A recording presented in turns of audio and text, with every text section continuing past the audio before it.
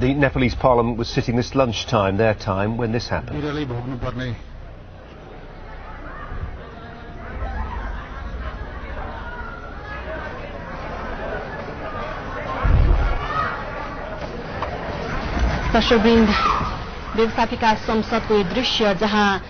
Another massive quake rattling the country of Nepal.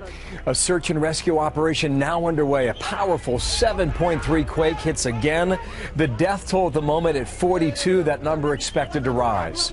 At least 1,000 others are injured. That shock triggering landslides like this one here, toppling buildings and causing panic yet again in the streets. It all comes less than 3 weeks after another devastating quake killed 8,000 people in that country. Thou shalt not make unto thee any graven image, or any likeness of anything that is in heaven above, or that is in the earth beneath, or that is in the water under the earth. Thou shalt not bow down thyself to them nor serve them. For I, the Lord thy God, am a jealous God, visiting the iniquity of the fathers upon the children unto the third and fourth generation of them that hate me, and showing mercy unto thousands of them that love me and keep my commandments. We start with some breaking news this morning. A new major earthquake hit Nepal this morning. The 7.3 magnitude quake was followed by several aftershocks. Reports say at least 19 people are dead and hundreds injured. This quake caused panic in Nepal's parliament as a lawmaker was speaking. People ran for the exits. It comes less than 3 weeks after a 7.8 magnitude quake killed more than 8,000 people. Seth Doan covered the aftermath of that disaster for us. He's in Beijing tracking these latest developments. Seth, good morning. Good morning. This earthquake struck a remote mountainous region between Kathmandu, the capital city, and Mount Everest. Even 50 miles away in the capital, eyewitnesses report people running into the streets. We just got off the phone with a local journalist who is visiting the epicenter of the April 25th earthquake today when that earth started shaking again. He described scenes of people running out, panicking, screaming, "Earthquake, earthquake, another earthquake." He described things that were still standing, looking as though they were going to collapse, but said some regions had been hit so hard that there was simply nothing left to collapse. We visited that Sindapalchek district, the area that was so hard hit that saw the greatest loss of life during the April 25th earthquake. That was the epicenter of today's quake. And we visited these high up, remote, mountainous villages where we saw so many villages where nearly every single home had been damaged or destroyed, and people were waiting even a week after the earthquake and still had not yet received any aid. That is one of the things that we kept hearing from relief groups, that this is such a difficult country to try to get aid to those in need because the infrastructure is so weak. Jeff? Seth Doan in Beijing. Seth, thank you very much. It's a tough day for Nepal, coming so soon after that previous terrible natural disaster.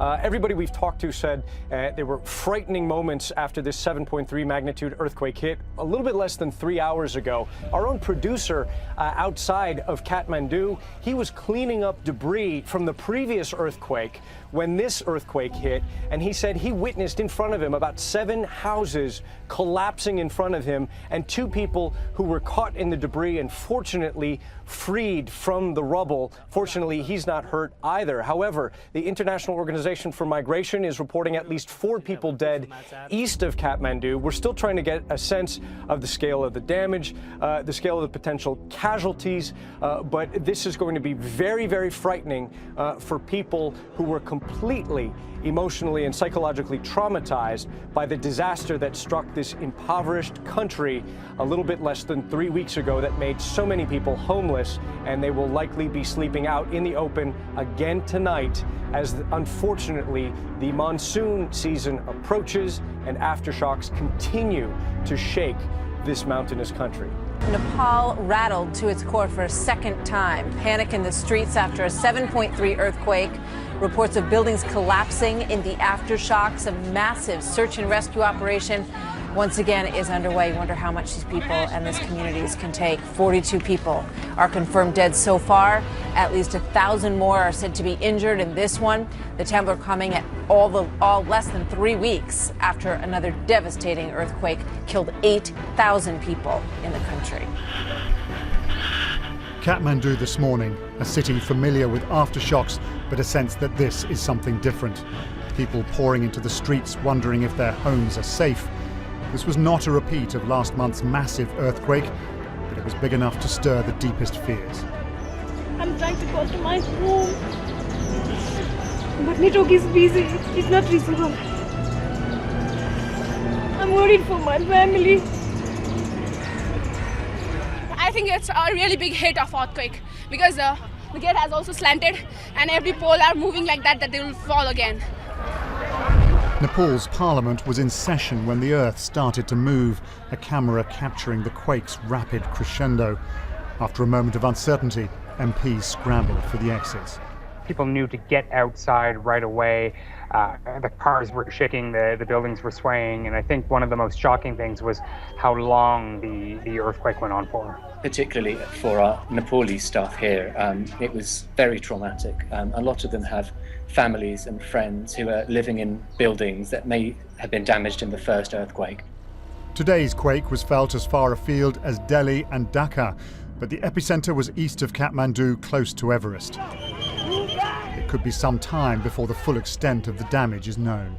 Nepal was just really moving from that search and rescue phase to that relief and rehabilitation phase, and people were just beginning to go back to work, get over the trauma really, and move back into their homes. A lot of them still were camping out because they were just too scared to go back to their homes, or just simply didn't have a home to go back to. And then this happens. This is going to have a huge impact, of course, on the minds of the people, on the psychology of the people. We've been talking to a lot of people on the ground. They've just been talking about the noise, the sound of all those people yelling when they realized that this was another massive earthquake. Of course, in terms of relief operations, this is going to hamper a lot of that as well, because there's been a series of landslides in that Dolka area, which is around the epicenter of this earthquake. We know that some of the major highways there have been blocked off, the major highway to China as well. And this is an area that, people were already, or the army, the government was already struggling to get to these parts of Nepal after the previous earthquake, and now you have this. And we went out with the army several times after the first earthquake on the chopper, because a lot of times that was the only way to get to these parts of Nepal. You can only, because of the altitude, you can only take a certain amount of relief material in. You can only bring back a certain amount of injured people. So the whole thing is the whole process is so complicated, and this just sets all of that back a little bit once again, Wolf. And in these past 3 weeks, the huge earthquake at the end of April, but since then there have been a lot of aftershocks as well, and now a second major earthquake unfolding. So when you're speaking to folks over there, what are they saying to you, Sumnima?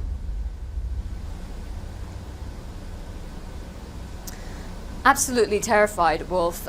They were terrified anyway after that first earthquake. As I mentioned, a lot of them were camping out. When I asked them, when do you plan on moving back to your home?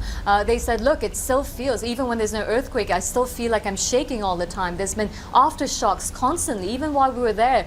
Almost every day there was aftershocks, 2 or 3 of them, some of them very, very strong. And even after today's earthquake, a lot of people were saying that, they just thought maybe this was yet another one of those aftershocks, and then very quickly they realized that this is actually much more than just an aftershock, and then they started running, they started screaming, many people crying. There's complete chaos on the streets even now. A lot of people obviously too scared to go back into their homes. There's not many open areas in Kathmandu. It's a very congested city, so they're just out on the streets. The police has put out a statement asking people to, unclog those streets so that the police, the army can operate, but still people are out on the streets just too scared. Telecommunications has been pretty difficult, so people are just sort of traumatized. Earthquake in Nepal just a few hours ago. We'll go now to Nepal with reporter Constantin Simon, who is in Kathmandu. Constantin, what more can you tell us? Well, we were shooting outside in the streets of Kathmandu around 1:30 local time when we felt the aftershock. It was really strong and lasts for around 30 seconds, maybe 1 minute. it's very difficult to tell you the exact duration because when the earth shakes, every second feels like 1 minute. There were a lot of people in the streets, a lot of young people, and what struck me was the panic movement. Nepali here are really traumatized by the 25th April earthquake, and people started to shout, to run, to cry, to faint. I saw a lot of people fainting in front of my eyes. Traffic was stopped, cars were just stopping on the road, policemen were trying to do their best, and then people were running out of buildings and were really afraid that buildings or gates could collapse. I guess when the first earthquake happened, many people were surprised and didn't know what to do. This time they knew what it was, and this is what struck me. The good news is that apparently the damage is really different and not in the same intensity than the damage of the 25th April. We were able to speak briefly to the police, and apparently there is only in Kathmandu maybe 2 or 3 buildings. Of course, buildings that have collapsed. Of course, this has to be confirmed in the next update. And of course, that's because so many more buildings were destroyed in that quake just a little over 2 weeks ago. Constantin, have you been able to see any rescue services already on the ground trying to help people who may have been injured in this latest quake today? Well, in Nepal is always suddenly now you see like civil people. Of course, the police is there trying to do their best, but they are not enough. They are not prepared. And what struck me a lot is always that you see civilians, young people trying to organize, doing their best. Maybe they don't do always the good things, but they are really trying to manage, try to stop the panic, because there is a lot of panic. So yes, police is there. I could see some deployment. The police was stopping the cars on the road. But clearly the movement is of the people. Even in the hospital, the main hospital of the city where we've been after the earthquake, you could see a lot of young people trying to organize and help the ambulance when they were arriving. All right, Constantin, thank you so much for that. That's Constantin C.E.R.N reporting for us from Kathmandu.